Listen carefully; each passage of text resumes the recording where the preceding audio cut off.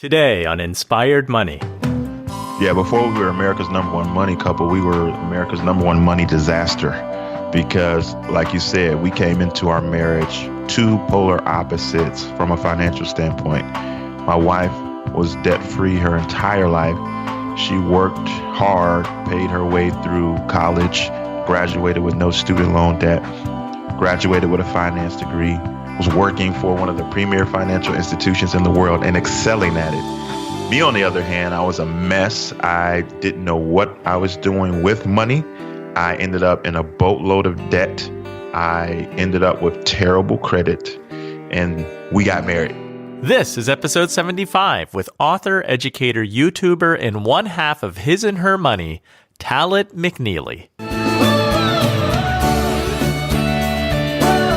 Welcome to Inspired Money. My name is Andy Wong, a managing partner at Runnymede Capital Management.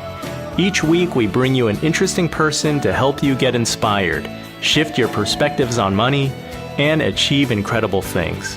From making it to giving it away, Inspired Money means making a difference, creating something bigger than oneself, and maybe, just maybe, making the world a better place. Thank you for joining me. Hey, Inspired Moneymaker, welcome back. If it's your first time listening, welcome. Inspired Money is different from other personal finance podcasts because we don't want to just learn how to live with money. We want to put money in a positive light to inspire ourselves to live richer lives, make a greater impact, and together make the world a better place. Thank you for joining me on this mission. Today we're talking with Talaat McNeely, the His from hisandhermoney.com, one half of America's number one money couple. He and his wife Tai are authors, educators, YouTubers, and radio hosts that are building power couples with purpose. This is a fun episode because Talaat will talk about how he and his wife, two high school sweethearts, fell in love, got married, but were total opposites when it came to handling their finances. They've made it their mission to help other couples and families get out of debt, budget, build wealth, not only online, but especially in Chicago's inner city. In this episode, you'll learn the power of couples working together on their finances.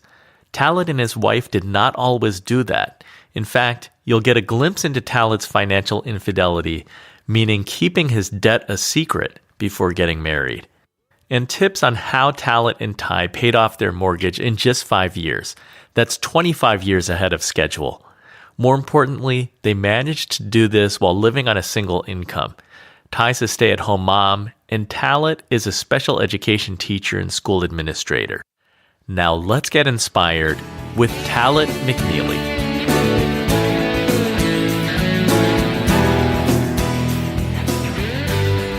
Talaat, welcome to Inspired Money. It's so great to have you on the show.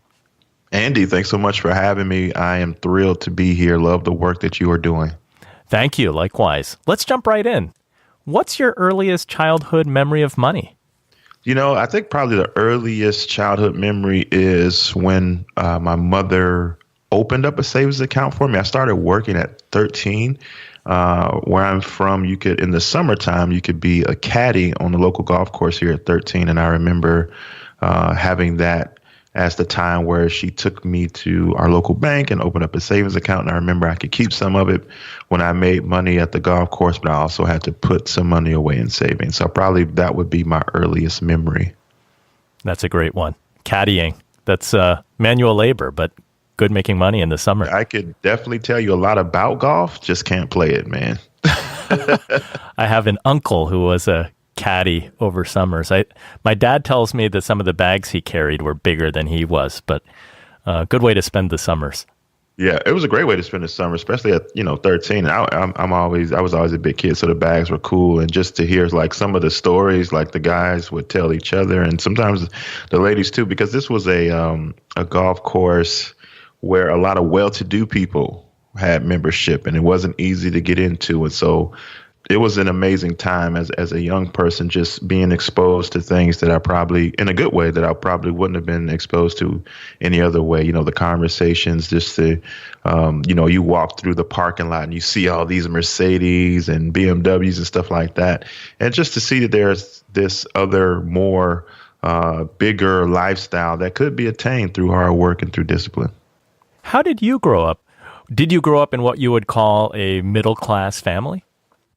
Yes, you would call it a middle class family, but we were barely there. My parents worked really hard. I started my life out in on the south side of Chicago, in the not best of areas, but the whole time my parents were saving and saving and saving, and eventually they saved up enough to put a down payment on a small house in the suburbs.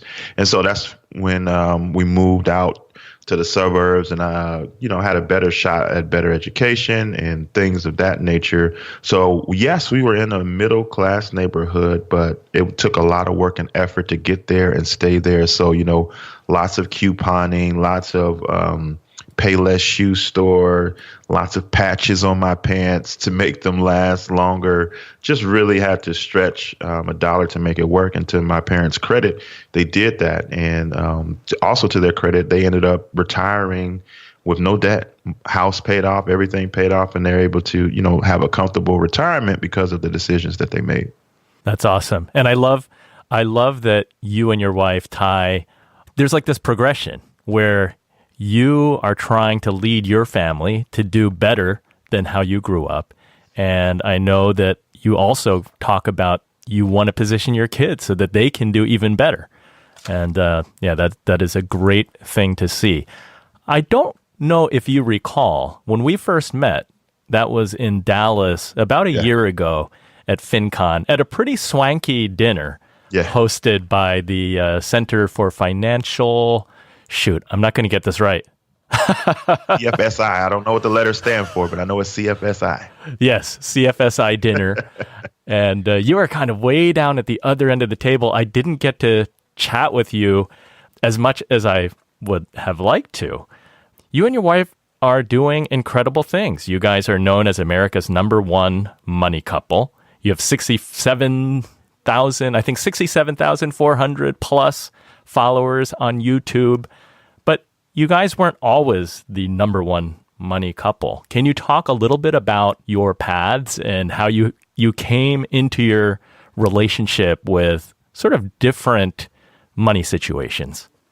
Yeah, before we were America's #1 money couple, we were America's #1 money disaster because, like you said, we came into our marriage two polar opposites from a financial standpoint.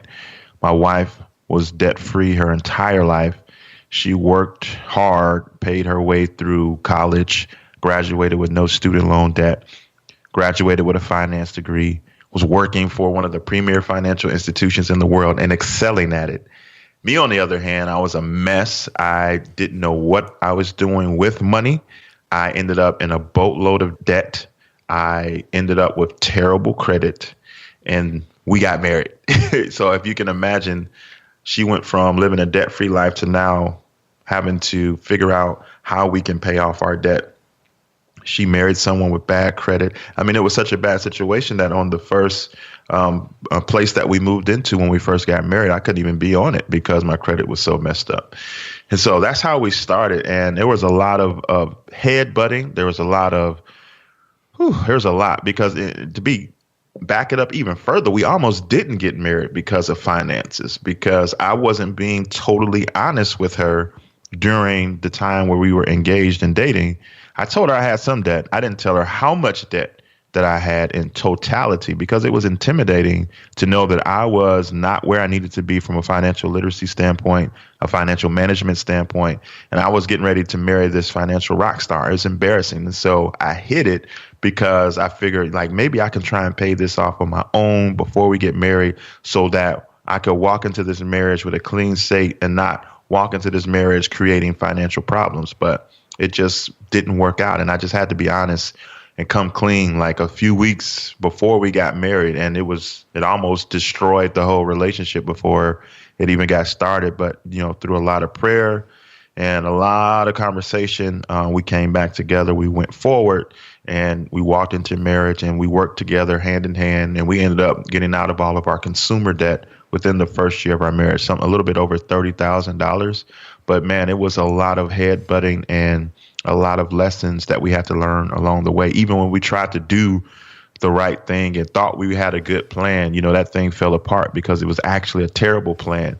Our mindset was Ty is great with money. I'm emerging with understanding money. So we decided that she would handle all the finances and, handling our debt payoff plan and budgeting and bill paying. And I just said, well, just let me know, what I can spend and what I can't spend. And we'll figure this out. And what happened was we both had frustration building up on the inside of us that we weren't sharing with each other, because she was getting frustrated because here she was putting all these plans together, crunching the numbers, putting us in position to get out of debt. And she would say, okay, well, this is how much you could spend. And I knew how much I made versus how much she was saying I could spend. And I'm like, what? That's it? And so she was frustrated, like, I'm doing all this work. I'm trying to make this happen. And all you're doing is complaining. Me, on the other hand, I was growing frustrated because of the fact that now all of a sudden there's this limited amount of money that I could spend just to have fun with when I'm used to just blowing money. And I felt like a child being handed an allowance from his mom. And so we both were just frustrated. And eventually it came out and we had to put everything on the table and realize that, man, we are not operating as a team. Ty was doing all the work and I was just sitting on the sidelines, just kind of waiting for my turn to get into the game. And so when you have a marriage relationship or any relationship at all, and you're trying to do something as a unit, you both have to participate. And I wasn't participating. So I had to get in the game and I had to start doing my fair share of this process. And that's when we started winning. And it wasn't just about sitting down and saying, okay, look, we have to work on a budget together. There's a lot more than that, right? It's more complicated. Oh, yeah. And when it comes to financial things, oftentimes, I'm sure that in your coaching of people, in your helping of people, you see that money is a subject that most of us do not talk enough about. I think all too often we don't actually address problems until we reach certain breaking points, right? Like it becomes so painful that you have to address that. If we go back to what you guys now call financial infidelity early in your relationship, maybe right before your marriage, like what were the things that were going on in your head that you had to hide it? And how did you work it out so that you did really reconcile and be able to go through with this union? Well, simply put, I thought I would lose her. I thought that if I told her the truth, because I had been kind of saying all the right things while we were dating and kind of masquerading like things weren't as bad as they were. I knew the verbiage, I knew how to act, but because at this point in my life, I was, reading books like Rich Dad, Poor Dad, and reading blogs and listening to the Susie Orman show and stuff like that. I was trying to get better with managing my money, but I wasn't there yet.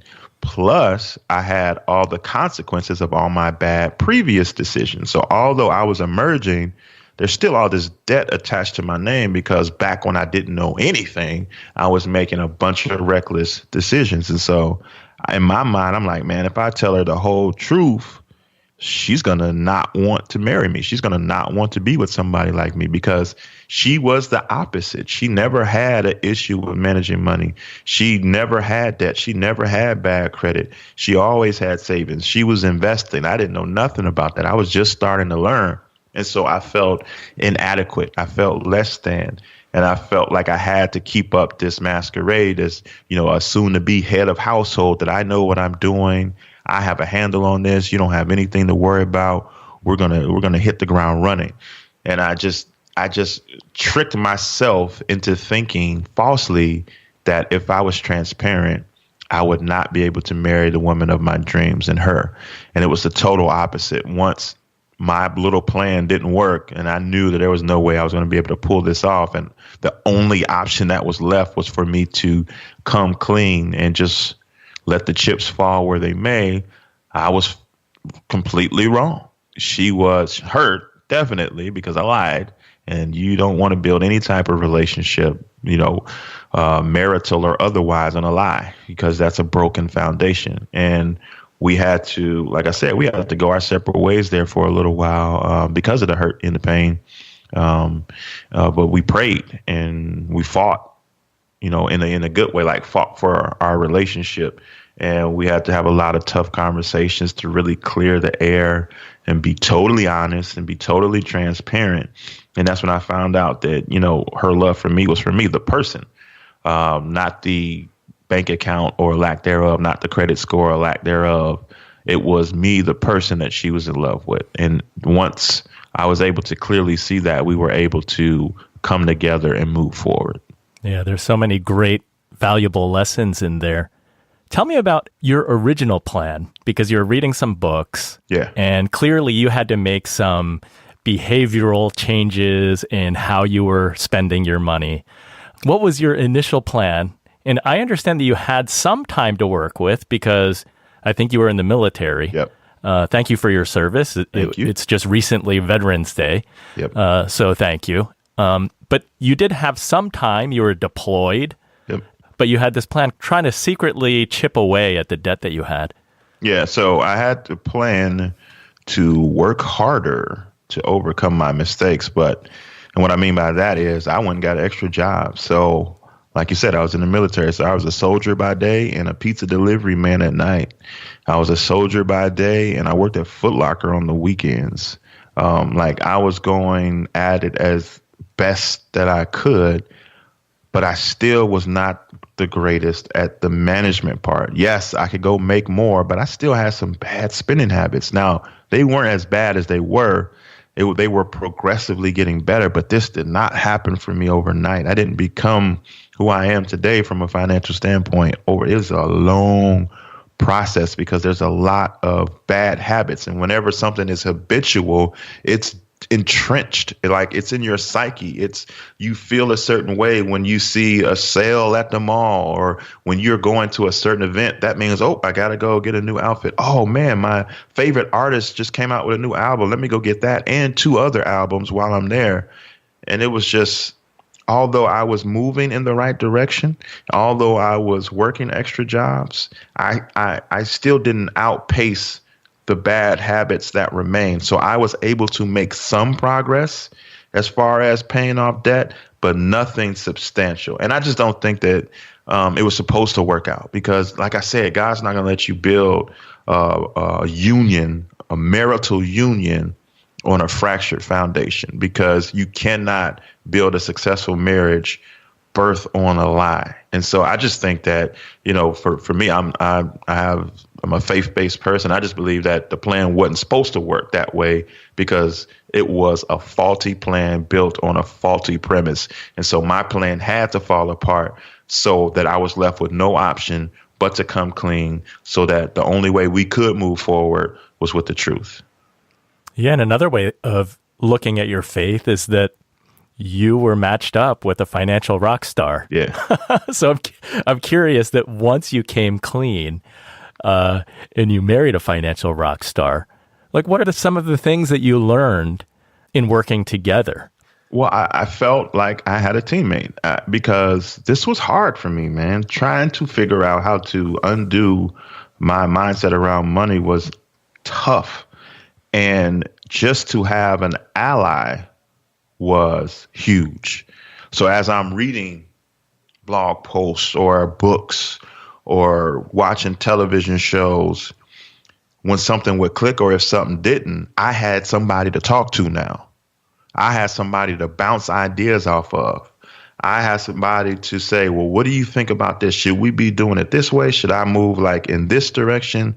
Like, I just saw this. They were talking about that. Like, what do you think? Like, I didn't have to just figure this out alone, just to have a teammate. I think that that's a huge benefit to being in the right relationship, is you now have the right teammate. I don't think we're supposed to figure out everything on our own. I don't think we're supposed to do everything in isolation. The good book says it's not good for man to be alone, because we are made for community, but you need the right community. So for her and I, she had the heart of a teacher. I had the heart of a student. Now, that doesn't mean that we always saw eye to eye, and that the way that even to this day, I'm still the spender in the relationship and she's still the saver. But we both have learned how to acquiesce to the other in certain seasons and in certain times. But there's still conversations that we have to have, like when we think of, even with the business, like, I think we should do this. Nah, I think we should do that. And it could be a financial thing that we just don't see eye to eye. And, it's not like that's going to disappear, but you learn teamwork. Just because I think, and for Ty, she's the one that had the better financial knowledge at first, but I think I done passed her up a little bit, Andy, because I'm on it now. You know what I mean? And so when we have these conversations now, we're able to take a moment and see both sides of the equation, but still compromise is going to be the key. And so we learn that. We learn teamwork, we learn compromisation, we learn playing towards each other's strengths. I think in a lot of situations, when you have two spouses or two people in a relationship, whoever's talking thinks their way is the correct way, and they don't allow for the other person to have their strengths used or maximized. And so if you have one person in the relationship that's the stronger with the numbers, let them do the number crunching. For us, that's my wife. She still is the one that likes them spreadsheets and calculations. I'm not that guy. I'm a visionary. Like, I like big picture. She likes details. And so since we know that about each other, we let each other operate in those capacities, and we put them together to make one plan. Coming up, we talk about how Talaat and Tai started working together, and how they not only paid off debt, but more recently paid off their mortgage. But first, even though Tai and Talaat seem to complement each other in their skills, Talaat reminds us that it's not that easy. Yes, but that takes effort. I don't want nobody to lose that's listening right now. It doesn't happen overnight, and it doesn't happen without you consistently being intentional with that. Like I said, to this day, we still have to be intentional with that. We can't just, because our default mechanism is to see our viewpoint as the answer. And if you don't intentionally open your ears to be willing to hear another perspective, you're going to end up back at square one. And so even to this day, even though we're America's #1 money couple, we still have to be intentional when we're making these decisions, or when we are making financial goals, or when we're pursuing something. We have to be intentional about hearing each other out. The show notes for this episode can be found at inspiredmoney.fm/075. If you're listening in your car or wherever you are, check the show notes if you want to learn more about Talaat or things mentioned in this episode. It's time for the Runnymede Money Tip of the Week. In the second half of this episode, Talaat will talk about his family's massive accomplishment of paying off their mortgage early. If you're a homeowner, you don't want to miss that. This week's money tip are 2 thoughts that you might consider for paying down your mortgage ahead of schedule. First, make sure that you set money aside for an emergency fund, but once that's done, you might consider this. 1, you can make bi-weekly payments. Rather than making a monthly mortgage payment, split the amount in half and send it every 2 weeks. Surprisingly, you can get that mortgage paid off pretty quickly if you do that. By paying every 2 weeks, because some months have 5 weeks, by the end of the year, you'll have made the equivalent of 13 monthly payments. This strategy can shave 4 to 6 years off a typical 30-year mortgage. Just check with your mortgage lender to see how they accept and process biweekly payments. Make sure there are not any additional fees. Another idea is that if you don't want the hassle of biweekly payments, budget for an extra payment each year. So you can get a similar savings by sending in an extra payment once a year. This can be done pretty easily by taking advantage of a tax refund or a bonus at work. Just make sure that you put the entire extra payment toward the loan principal. This could reduce your repayment term by as much as 7 years if you make an extra payment annually. That's the Runnymede Money Tip of the Week. Runnymede? Inspired Money is brought to you by Runnymede Capital Management. We help you to plan, invest, and worry less. What's your biggest financial challenge right now? Do you need help consolidating old accounts, reviewing your asset allocation or risk? We can help. Go to inspiredmoney.fm/Andy and email me using the webpage form. I'd love to hear from you, and we can even do a short call because it's easier to talk money. You're listening to Inspired Money. I'm Andy Wong. Talaat, you mentioned that the initial strategy of you working together, you put the responsibility of running the finances on your wife. And that over time, that ended up in a lot of frustration on both sides. That wasn't the way that it worked. And I'm also hearing you saying that the key is to work as a team and compromise. It seems like the overarching thing that is needed there is better communication, because you've got to talk about it. You've got to address your differences. You have to address your strengths, your weaknesses, and get on the same page.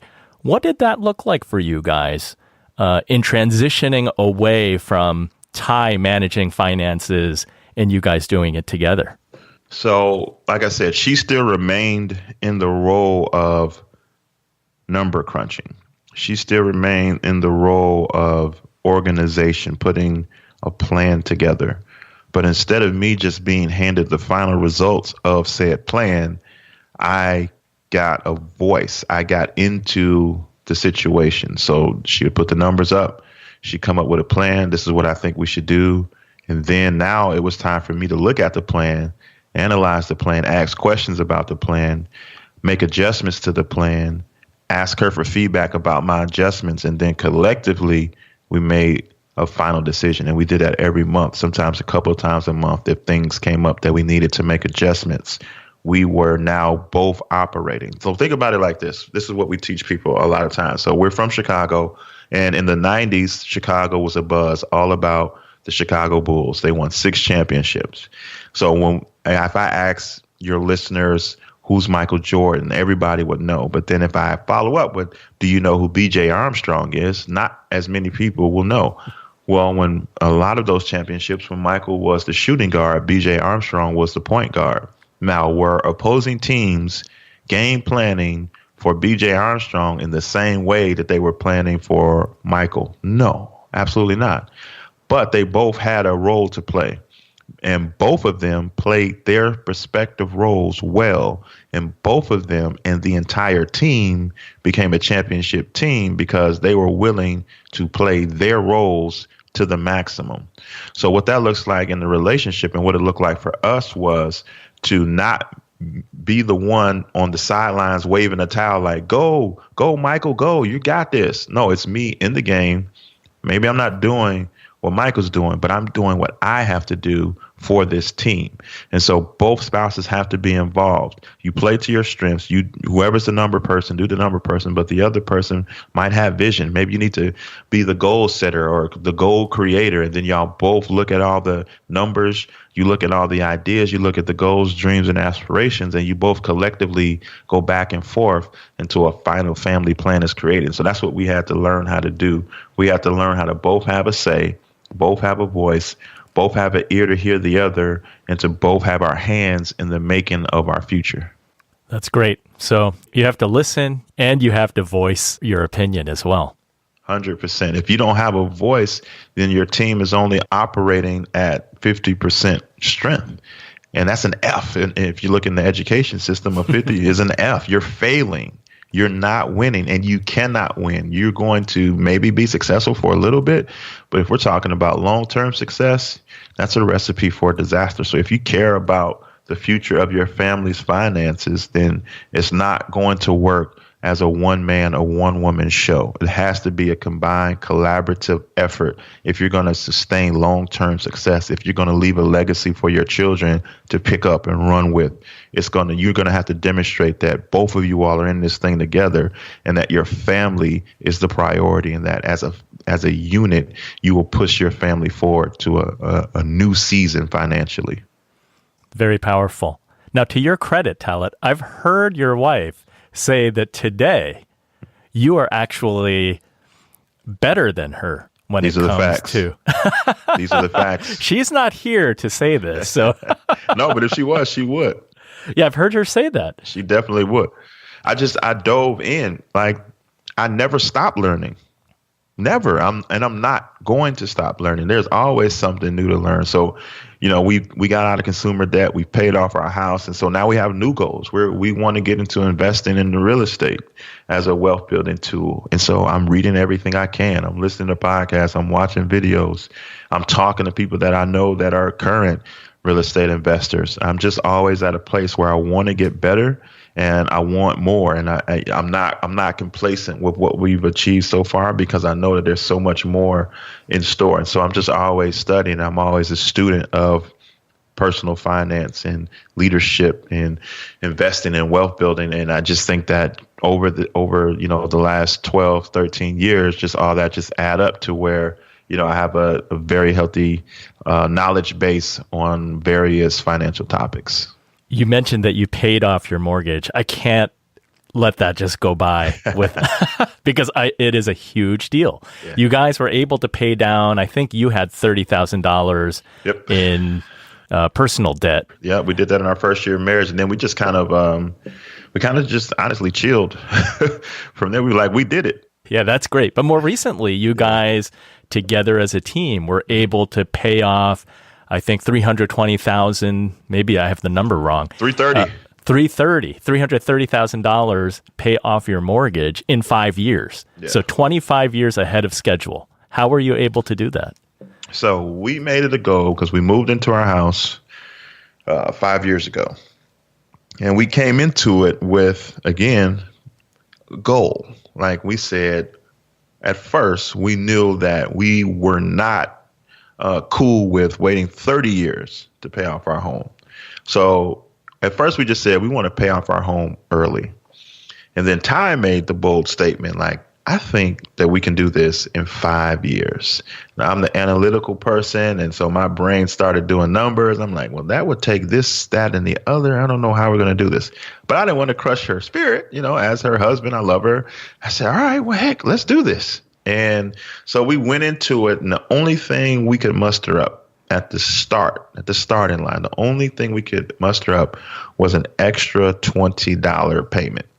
So we had our mortgage. So we called our mortgage company and we said, we want to add an extra $20 principal payment to be drafted from our account every single month.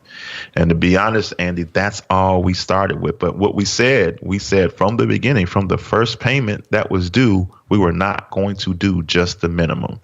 And so from there, just from that small seed, we began to get creative and look around like, well, what else can we do? Is there an area that we can cut back? And we did that. So looking around our bills, we found different areas that we got rid of cable. We adjusted our cell phone plan, and every dollar, whether that was $20, $100, $200 that we could free up, we called the mortgage company and say, hey, we want to add this to our mortgage. We want to do this additional principal payment.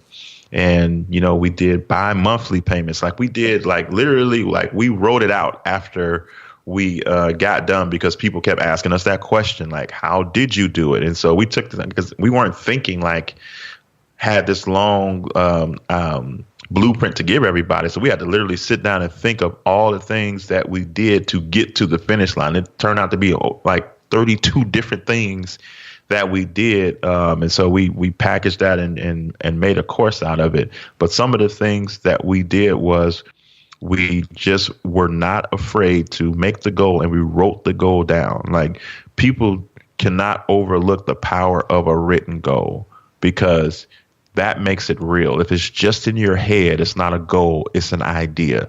So we decided that we were going to pay off our house in 5 years, and we wrote it down. We gave up that $20 seed. That was all we could do. It might sound small to your listeners, but it was a step. It was us partnering with the goal that we written down and putting an action step behind it. And so then we began to sell stuff. Like we would go and find things at the thrift store that we could fix up. So my in-laws are good with fixing furniture, wood furniture, and they taught me. And so I found items at the thrift store that needed some minor repair. I fixed it, made it look fantastic, shine it up brand new.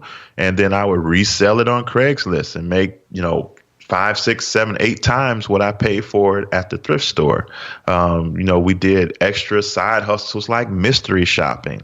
And we just kept doing little things and adding it to the pile that we would send the mortgage company every single month. And we just kept eating away and eating away and eating away at it. And then ultimately, through a lot of sacrifice, because this was our focus for these 5 years. Like, we weren't taking a bunch of vacations. We weren't going out to eat with everybody. We were focused every dollar that we could squeeze, we squeezed it and we gave it to the mortgage company. Wow, it really took some creativity. A whole lot, not some, Andy, a ton, a ton of creativity and sacrifice. Tell me, what was the motivation for you to set that audacious goal? I'll be 100% honest, just so people can know that they could do it too. And then there are numbers involved too, right? Yeah. Because you guys did the analysis that paying off the mortgage is much more meaningful to you and your family than the tax deduction that you get every year. So one day we were listening to Dave Ramsey, and we like to call ourselves Dave Ramsey-ish. So there's a lot of things that Dave Ramsey teaches that we use and practice as we were going through this journey. And one day he was talking, because I was under the mindset now of the having a mortgage is a plus because you get this tax credit, and that's a good thing come tax time. And then one day he said that statement on his show, and then he said this statement. He said, "So you mean to tell me you're willing to give your mortgage company $10,000 annually just so you could, at the end of that year, get a $2,500 tax credit?" And that just hit me in the chest like, wait, I had to rewind that so I could hear what he said again. And he said, "So you'd rather trade $10,000 for a $2,500 tax credit?" I said, no, I don't think I want to do that anymore.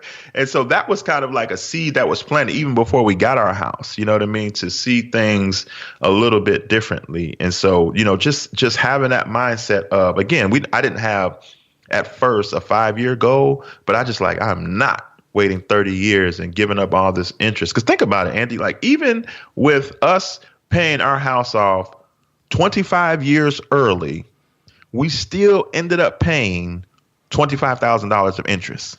Yeah, it's huge. Think about that. We paid our house off 25 years early and still paid over $25,000 worth of interest. Just imagine how much you are paying to these banks over a 30-year period. And this is something we teach in our course, Crush My Mortgage. When you look at it, the banks win in either scenario because they know this. This is what the research says, Andy, that the average person lives in their home for 7 years. And after 7 years, they move. So if you pull out, if you're a homeowner right now, you can go online or go to your latest mortgage statement and look at your amortization schedule. What you will find is that over the first 7 to 10 years, you pay majority of the interest. Why do you think that is? Because they know you're probably going to move and they want their money. So let's say you stay in your house and you move in 7 years. You're like, you know what? It's time for us to upgrade. Our family's getting bigger. We need a bigger house. So now you move at year 7. So you've paid the majority of the interest on house A, and then you move. And the clock starts all over again at house B. And now they got you again because they're making you pay the interest up front again. But let's say you want to be smart and you say, well, I'm not moving. This is my forever home. I'm going to be here.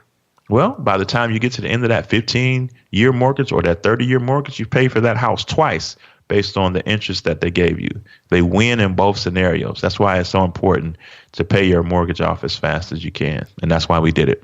Wow. Well, congratulations on crushing your mortgage payment. That is awesome. Thank you. I like to ask all the Inspired Money guests, how do you define success? I think being in the driver's seat of your destiny is success, whether that's financially, maritally, just being able to have a say. A lot of us are in a passenger seat of life, meaning that we're dictated to. We're not being able to be the person that's dictating whether I go left or right. A lot of people wake up and go to jobs every day just to keep up with the payments that they have. That is them being dictated to. But when you're able to take control, pay off debt, build wealth, or have a strong marriage, now you have a say-so as to how each day goes, because life is limited. We're out of here at some point.